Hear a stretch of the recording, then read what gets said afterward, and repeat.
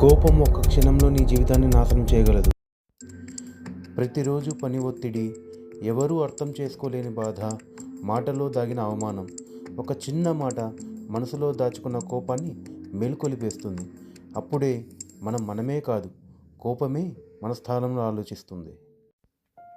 కోపం వచ్చినప్పుడు ఒక విచిత్రమైన శక్తి వస్తుంది. నేనే కరెక్ట్, వాళ్ళే తప్పు.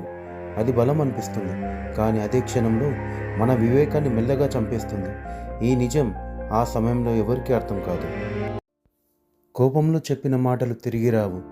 కోపంలో తీసుకున్న నిర్ణయాలు జీవితాన్ని తిరగరాస్తాయి. ఉద్యోగం, సంబంధాలు, మనశ్శాంతి ఒక్కొక్కటిగా జారిపోతాయి. ఇది మన కథ మాత్రమే కాదు, అర్జునుడి కథ కూడా. యుద్ధభూమిలో అతని చేతులు వణికాయి, మనసు గందరగోళంలో పడింది. అప్పుడే కృష్ణుడు అన్నాడు, క్రోధాద్భవతి సమ్మోహ, సమ్మోహ స్మృతి విభ్రమ, స్మృతిభ్రంశాత్ బుద్ధినాశో, బుద్ధినాశాత్ ప్రణశ్యతి.